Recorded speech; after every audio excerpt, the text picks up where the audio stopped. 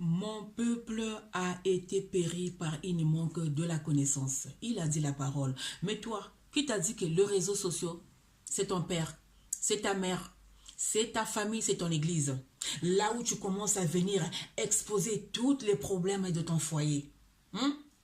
Car si l'Éternel ne bâtisse sa maison, tous ceux qui le bâtissent travaillent en vain. Psaume 127.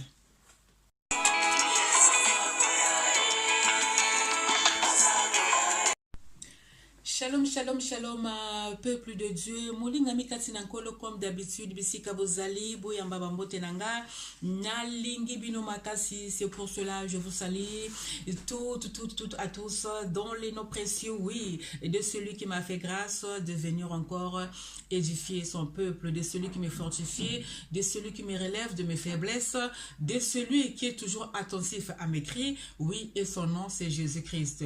Voilà.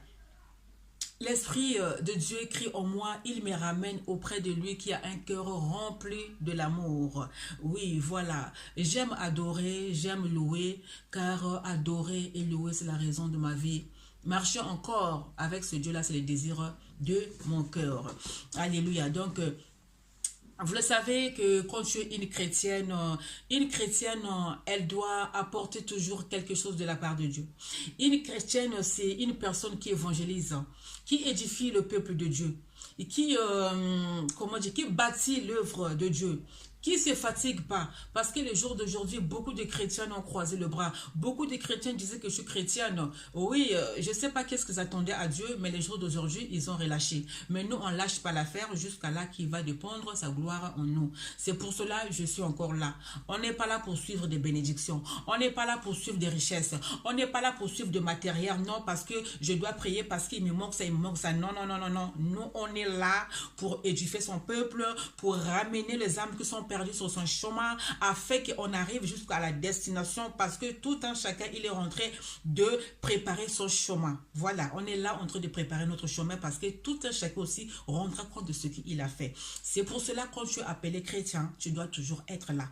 Tu dois toujours venir édifier le peuple de Dieu. Voilà, les gens du monde, vous allez voir, hein, ils ont planifié le panneau dans toutes les routes pour avertir les conducteurs. Attention, si tu roules à 150, à quelques kilomètres, tu dois diminuer parce que il y a... Excusez-moi, parce qu'il y a un danger qui t'attend là-bas. Ça, c'est les gens du monde qui vivent comme ça. Ils ont planifié des panneaux pour avertir les conducteurs afin qu'il n'y a pas de danger, afin qu'il n'y a pas des accidents. Maintenant, pourquoi pas nous? On ne vient pas édifier, on ne vient pas prévenir les dangers là dans les réseaux sociaux. Oui, c'est Dieu qui a rempli la personne, qui a mis cette plateforme par l'intelligence et la connaissance. Parce que Dieu, il savait, il y aura un temps, beaucoup de gens vont propager la parole. Mais beaucoup de gens, il n'y aura pas des églises, il n'y aura pas des ministères. Donc, toute personne n'est pas censée à faire une église, mais toute personne est censée à propager la parole. Donc, j'ai commencé ce travail-là depuis longtemps, depuis que je suis rentrée dans les réseaux sociaux. Donc, jusqu'à aujourd'hui, je continue toujours. Cela veut dire que je suis sincère. Parce que un cœur qui est sincère, c'est un cœur là où il y a la prospérité. Voilà. Donc, j'ai béni ce Dieu-là. Parce que depuis qu'il m'a mis dans les réseaux sociaux pour édifier son peuple, jusqu'à aujourd'hui, je suis toujours debout. C'est un privilège, c'est un bonheur. Donc, voilà. Donc, le sujet que je vous ai apporté aujourd'hui, attention à la trahison, car la trahison, il est en train de frapper beaucoup de portes. Ouvre pas ta porte à la trahison. Attention à celui que tu appelles ami, qu'il ne s'appelle pas trahison. Ok. Parce que qu'est-ce qui se passe? Dans beaucoup de couples sont devenus tièdes. Beaucoup de couples sont devenus froids. Beaucoup de couples sont devenus raides. Beaucoup de couples sont devenus vraiment ternes. On n'arrive pas à comprendre. Parfois, on se pose des questions. Mais qu'est-ce qui se passe dans mon couple? Qu'est-ce qui se passe? Est-ce que mon conjoint me trompe? Est-ce qu'il y a des choses qui ne marchent plus? Est-ce que parce que le fait de rester trop longtemps, des années avec mon conjoint, c'est ça qui fait qu'il n'y a plus l'amour? Est-ce que le fait de faire des enfants, est-ce que c'est ça qui fait qu'il n'y a plus l'amour? Parfois, on se pose des questions. Le foyer est devenu froid. Beaucoup de foyers. On se pose des questions, mais le froid, ça rentre où? Mais et pourtant, la maison, il n'y a pas froid.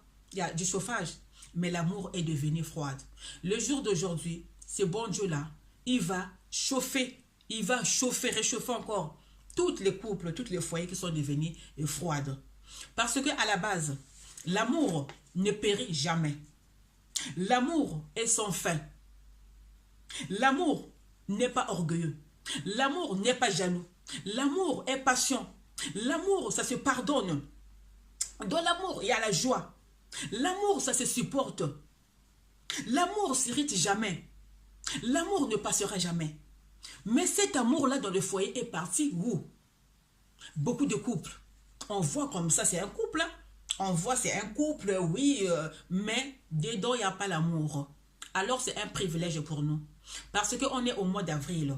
C'est le mois que nous invoquons le cher Saint-Esprit. C'est le mois que le Saint-Esprit vient encore réanimer, vient encore nous chauffer par son chaleur. Donc, c'est pour cela, ce mois-ci, le Saint-Esprit va souffler un vent nouveau dans beaucoup de couples. Parce que vous savez, le mois d'avril, c'est le mois que nous fêtons Pâques. Et c'est le mois que nous implorons le cher Saint-Esprit. Il a dit, dans les livres de Jérémie, invoque-moi, je te répondrai, je te ferai voir des choses cachées que tu ne connais point. Le Saint-Esprit, si tu ne lui appelles pas, il ne viendra pas se manifester dans ta vie. Mais si tu lui appelles, il viendra se manifester dans ta vie. Donc, c'est pour cela, pour continuer avec vous, pour bien vous cortiquer ça, l'exhortation, je l'ai tirée dans les livres de Matthieu. Matthieu au chapitre 6, versets 6 à 7. Laisse que cette parole puisse prendre place dans votre cœur. Laisse que cette parole puisse transformer la vie d'un couple. Alléluia. Laisse que cette parole demeure en vous. Pratiquez-les jour et nuit. Parce que sans la parole, on risque de se rassembler aux animaux. Donc, c'est pour cela, le bon Dieu dispose vos cœurs à pouvoir recevoir cette parole-là. Qu'il fait tomber les écailles de vos yeux, afin que vous lisez, vous arrivez à percevoir les Écritures. Donc, je vais lire au nom du Seigneur. Alléluia. Matthieu 6, au verset 6 à 7. Mais quand tu pries, entre dans ta chambre, ferme ta porte et prie ton Père, qui est là, dans le lieu secret. Et ton Père, qui voit dans le secret, te le rendra. Ça, c'est le verset 6. Au verset 7, il nous dit quoi? En priant, ne multipliez pas de vaines paroles comme les païens, qui s'imaginent qu'à force de paroles, ils seront exaucés. Vous voyez? Donc là, la parole nous dit quoi? Quand tu pries, rentre dans la chambre en intimité. Ferme ta chambre, prie ton Dieu en intimité. Quand il parle d'intimité, cela veut dire, quand tu es en intimité avec ton Dieu, il y a des choses qui se passent. Tu ne peux pas dire ça à ton conjoint, à ton partenaire. Toutes choses qui se passent en intimité avec Dieu, on ne les dit pas à tout le monde. C'est vrai qu'il est doux et agréable de se réunir, de prier entre frères et sœurs. C'est là où j'apporte mes bénédictions. Il faut prier en famille, il faut prier avec des enfants, il faut prier avec le conjoint, en couple, il faut prier. Mais il y a des fois, tu es en intimité, qui est toute seule avec ton Dieu. Et ce que Dieu te révèle, tu n'es pas obligé de venir dire ça à ton conjoint. Ça dépend. Ça dépend quelle chose que tu vas dire à ton conjoint. Moi, il y a des choses que Dieu me révèle, c'est personnel. C'est à moi-même. Je vais vous donner un exemple.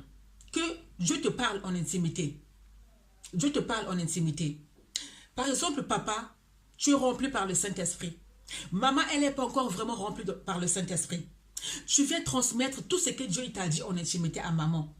Mais maman, si elle n'a pas l'esprit de secret, elle n'a pas encore la sagesse, elle n'est pas encore comblée, remplie par le discernement, elle peut dire ça à un certain de sa famille, elle peut dire ça à son entourage, et des choses peuvent sortir. Surtout si vous avez un ministère, cela peut causer des dégâts dans le ministère. Cela même peut détruire aussi des ministères. Vous voyez, ça c'est un exemple que j'ai donné. Donc c'est pour cela, l'intimité, quand tu es en intimité avec Dieu, ce que Dieu il t'a révélé, tu n'es pas obligé de dire ça à ton conjoint. On les cache. On les cache. C'est pour cela même Moïse, quand il est monté à la montagne, il n'est pas monté avec sa femme. On est bien d'accord. Moïse, il n'est pas monté avec sa femme. C'est pour cela le Dieu de mes secrets. Maintenant, ce que je ne comprends pas le jour d'aujourd'hui, on s'est dit de tout. Les jours d'aujourd'hui, on s'est dit de tout entre amis. Là, on nous dit bien le Dieu de mes secrets. Mais moi, je ne comprends pas. Toi, tout ce qui se passe en intimité avec ton conjoint, tu dis à tes amis. Là, il nous dit, les secrets, rentre dans la chambre ferme, reste en intimité. Le Dieu de mes secrets. C'est vrai, en intimité, le Dieu de mes secrets, ce qui s'est passé en intimité, on le cache, on ne le dit pas. Mais les jours d'aujourd'hui, on s'est dit de tout entre amis. On parle de tout. Alors, c'est ça qui fait que l'amour puisse périr. L'amour puisse se refroidir. Toi, ton conjoint, par exemple, je donne un exemple à nous les mamans. Toi, maman, c'est que tout ton mari, il te fait dans la chambre. Tu dis à tes copines, hein, à ta copine là, que tu dis que ma meilleure copine, hein, ma copine intime, hein, les termes de païen là, ma copa, tu lui dis tout ce qui se passe dans la chambre avec ton mari. Regarde même à l'hôpital, le médecin, quand ils fassent leurs opérations là, quand ils viennent annoncer le message, ils ne viennent pas dire à toute la famille. Parfois, ils appellent un membre de la famille pour dire ce qui s'est passé. Vous voyez, parfois même ils cachent. Mais les jours d'aujourd'hui, on dit de tout entre copines. Mon mari, il m'a fait ça. Ah, mon mari, quand il me fait ça. Mon mari dans la chambre, quand il me fait ça. Tout le secret de la chambre, tu dis à ta copine. Mais les choses là que tu es en train de dire à ta copine, si ta copine, elle n'a pas ça. Si ta copine intime là, elle n'a pas ça. Elle ne vit pas ces choses là que toi tu vis. Tu es en train de lui donner envie. Premier point. Toi, papa, ta femme, tout ce qu'elle fait au lit. Moi, ma femme, quand tu la vois comme ça, quand elle bouge au lit, bah, tu vas raconter tout. Mais ton copain là, ton ami là, que tu dis que moi, ma femme, vraiment ma femme, hein, elle est vraiment, elle se fatigue pas. Moi, malgré je travaille beaucoup, je suis manutentionnaire, quand je rentre vraiment avec tout le travail que je fais, ma femme, elle fait le travail. Mais peut-être ton ami là, sa femme, c'est une statue au lit. Sa femme, elle ne sait pas bouger. Mais tu es déjà en train de lui donner envie, sans se rendre compte.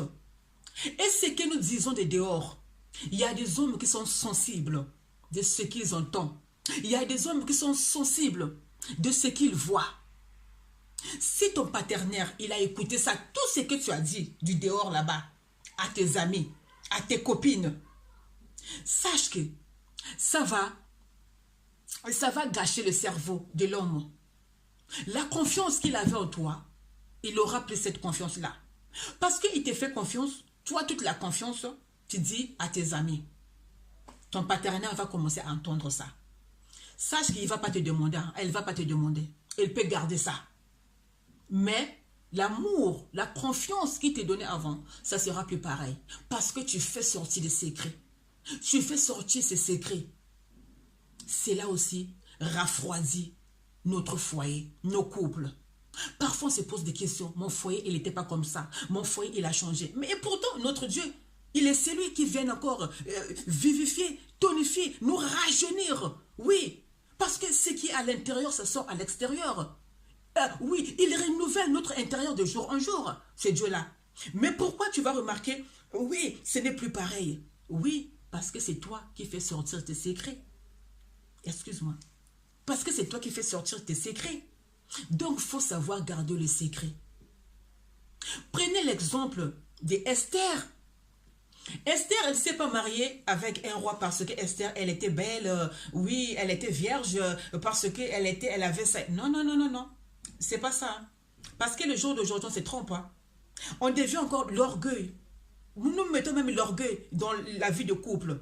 Auprès de son partenaire, on est devenu orgueilleuse. Orgueil en même temps. Tu sais que moi, je suis beau, je suis belle plus que toi. Tu sais, moi, quand je sors, on me suit. Moi, même si tu fais ça, moi, j'aurai toujours quelqu'un, tout et tout. Parce que quoi? Je suis belle, je suis intelligent. Parce que je fais ça, je fais ça. Il y a l'orgueil même. Mais moi, je vais vous dire quelque chose. Esther, elle s'est mariée avec un roi. Dieu lui a fait grâce de se marier avec un roi. Parce que Esther, c'était une femme qui gardait le secret, qui ne parlait pas beaucoup. Elle a gardé le secret de ses origines. Elle a gardé le secret de ses origines. Je vous dis, mon frère et ma soeur, elle n'a pas trahi. Sinon, si elle avait dit ses origines, Peut-être le peuple d'Israël, elle n'allait pas être sauvée. Mais Esther, elle avait gardé ça.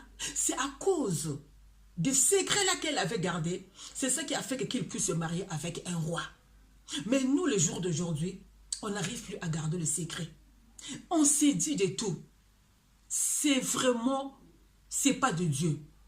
C'est pas de Dieu quand tu commences à faire sortir ton intimité à tes amis. Cela veut dire que tu es en train de trouer des trous dans ta maison et le froid commence à rentrer. Et quand tu commences à chercher d'où vient le froid, c'est là où tu te poses des questions. Alors que c'est toi-même qui as trouvé le trou. Là, il vous dit, quand vous priez, excusez-moi, quand vous priez, là au verset 7, en priant ne multipliez pas les vaines paroles comme les païens qui s'imaginent qu'à force de paroles, ils seront exaucés. Comme les païens.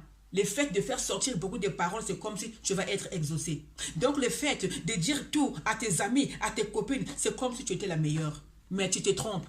Tu es en train de faire périr ton foyer, de gâcher ton amour. Vous allez voir dans le couple, dans le foyer, il y a l'orgueil. Il y a l'orgueil maintenant. Parce que quoi? Quand je suis plus intelligent que toi.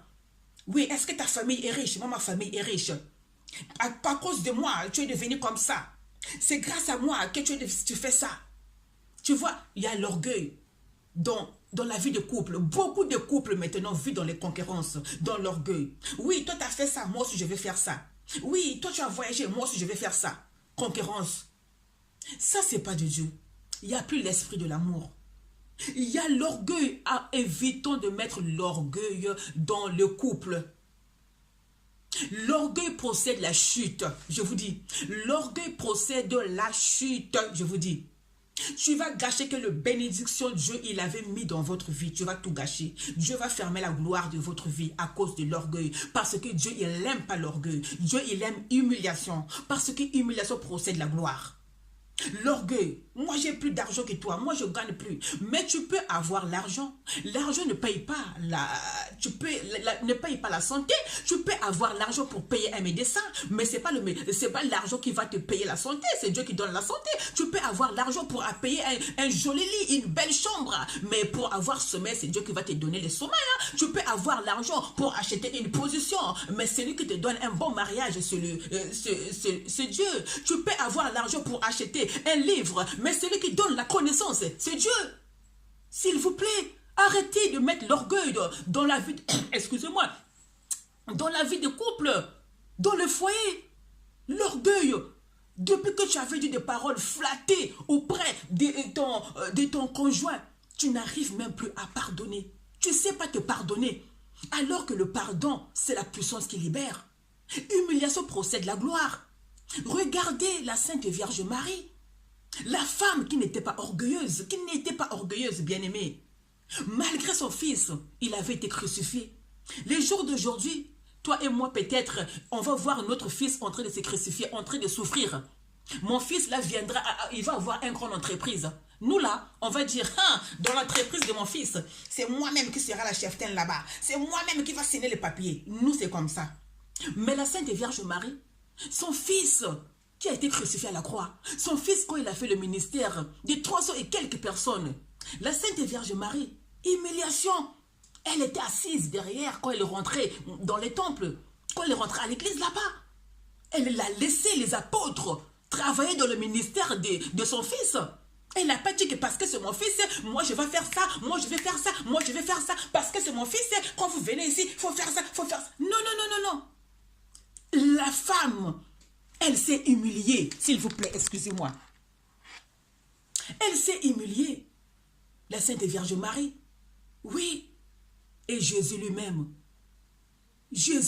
qui s'est humilié, qui s'est rabaissé encore devant les apôtres. Il s'est arrivé encore à un point de nettoyer les pieds de ses apôtres. Est-ce que nous, on peut le faire? Est-ce que nous, on peut se humilier comme ça? Donc, apprenez à se humilier. Dans le foyer, quand il y a les concurrences, quand il y a maintenant l'orgueil, ce n'est plus un foyer, je vous dis. Ce n'est plus un foyer, c'est moi qui vous le dis. Quand il y a maintenant l'orgueil dans le foyer, dans le couple, ce n'est plus un foyer. Apprenez à se pardonner. Toi, tu penses que parce que la chose s'était passée des années, ton conjoint, il a oublié ça. Il y en a qui n'oublient pas. Mais tu n'arrives pas à demander pardon. Alors que le pardon, c'est la puissance qui libère. Arrêtez d'être orgueilleux dans la vie de couple. Arrêtez d'être jaloux dans la vie de couple. On est au mois d'avril, le mois que nous fêtons Pâques. Le mois que le Saint-Esprit vienne encore souffler un vent nouveau à tout un chacun. Le mois que le Saint-Esprit vienne encore nous réanimer par sa chaleur. Que le Saint-Esprit réanime encore le foyer, je déclare ça. Le Saint-Esprit va réanimer beaucoup de foyers. Tous les foyers là qui étaient déchirés. Il est le réparateur de toutes pièces détachées. Beaucoup de gens négligent le Saint-Esprit. Mais c'est un défaut. Invoque ton Saint-Esprit. Invoque ton Saint-Esprit. C'est pour cela, pour continuer avec vous, je vais lire dans 1 Samuel. Dans 1 Samuel, la parole nous dit quoi? 1 Samuel 9, de versets 1 à 6. Écoutez ce que la parole nous dit. Moi, je ne vais pas lire tous les versets, mais je vais prendre seulement le verset 6. Toi qui me suis, quand tu vas lire ça, tu commences au verset 1, tu vas aller jusqu'au verset 6. Écoute ce que la parole il nous dit. Le serviteur lui dit, voici il y a dans cette ville un homme de Dieu. Et c'est un homme considéré, tout ce qu'il dit ne manque pas d'arriver. Allons-y, donc peut-être nous fera-t-il connaître le chemin que nous devons prendre. Un homme, tout ce qu'il dit, il ne manque pas d'arriver. Tes problèmes à toi, tu dis à ta famille, les problèmes de ton foyer, tu vas les dire à ta famille, tu vas dire à tes copines. Mais alors que la parole il nous dit, maudit l'homme qui se confie à l'homme, béni soit l'homme qui se confie à l'Éternel. Quand ça ne marche plus, confie-toi à l'Éternel. Le seul chemin qui nous amène à la vie de la lumière, c'est le chemin de notre Seigneur Jésus-Christ. C'est pour cela ici, quand tu vas lire cette parole-là, quand tu vas commencer au verset 1, tu vas voir qu'ils étaient en train de chercher les annexes. Mais ils sont partis dans toutes les villes pour fouiller, ils n'ont pas trouvé. Ils sont partis dans tous les chemins pour chercher, ils n'ont pas trouvé. Oui, mais le seul chemin qu'ils ont trouvé la vérité, qu'ils ont trouvé les annexes là qu'ils étaient en train de chercher, c'est le chemin de Dieu. Donc, toi, maintenant qu'il se pose des questions, qu'est-ce qui est arrivé dans mon foyer? Pourquoi mon foyer est devenu raide? Pourquoi? Tu commences à te poser des questions. Tu commences à même, mais pourquoi? Sache que tu étais parti sur le chemin, il ne fallait pas partir. Tu étais parti sur le chemin, tu as raconté des choses que tu n'allais même pas raconter. Les réseaux sociaux, ce n'est pas votre famille. Les réseaux sociaux, ce n'est pas ton père, ce n'est pas ta mère. De venir exposer votre vie de couple. Mon mari, il m'a fait ça. Réseaux sociaux. Mon mari, il m'a acheté ça. Hey! Calmez-vous, calmez-vous. Réseaux sociaux, c'est quelque chose qu'on peut apporter aussi quelque chose de la part de Dieu. Tu vas être jugé par ta page là. Hein? Tu payes l'abonnement. Qu'est-ce que tu fais avec l'abonnement là? Selfie, venir draguer, venir raconter la vie de ton couple, venir montrer le matériel qui est dans ta maison, venir exposer ta maison. C'est tout. Mais sache que tout un chacun aussi sera jugé par rapport à les pages de réseaux sociaux là que nous créons, par rapport au Facebook là, que vous venez tout le temps raconter que vos problèmes, Je vous dis bien, Facebook, c'est pas ton père, c'est pas ta mère, c'est pas ta famille, c'est pas ton ministère, là où tu viens exposer la vie de ton foyer. Arrêtez ça, s'il vous plaît. Arrêtez ça. On est au mois d'avril, le mois de Pâques. Le Saint-Esprit va agir dans beaucoup de foyers, dans beaucoup de couples. Il est le réparateur de toutes pièces détachées. Il va réparer encore beaucoup de couples. C'est pour cela, pour terminer avec vous, je vais aller dans les livres de Jean.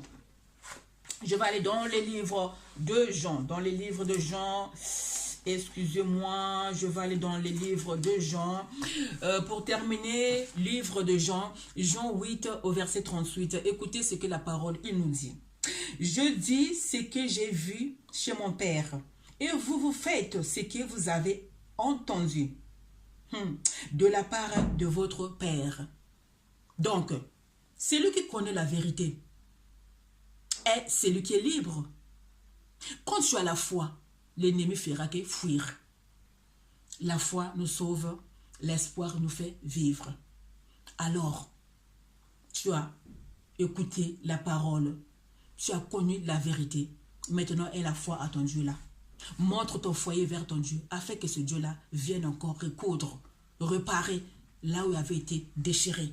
C'est un bonheur pour toi. C'est pour cela maintenant, je déclare que l'Esprit de Dieu qui est l'esprit de l'amour, qui est l'esprit de paix, qui est l'esprit de bonheur. Oui, alléluia. Que cet esprit-là vienne encore crier dans vos cœurs. Vienne encore crier dans vos foyers. Vienne encore mettre la chaleur dans votre foyer. Oui, qu'il vous ramène auprès de Père, lui qui est rempli d'un cœur, rempli de l'amour. Alléluia. Oui, car l'esprit de Dieu, ce n'est pas un esprit de servitude, mais c'est un esprit d'adoption. Alléluia. Merci, Père, pour le cher Saint-Esprit que tu nous as donné encore de nouveau, qui viendra encore réanimer encore nos foyers, qui viendra encore revivifier encore notre foyer, qui viendra encore nous rajeunir de nos vieillesses. Merci, Père. Merci. Toute l'honneur et gloire reviennent encore à toi. Alléluia. Toi qui règnes dans les cieux, sur la terre et sous la terre. C'était la humble servante de Dieu, Natacha Bananga. Je vous aime beaucoup. Que Dieu vous bénisse abondamment. Restez toujours dans la joie en étant unis dans les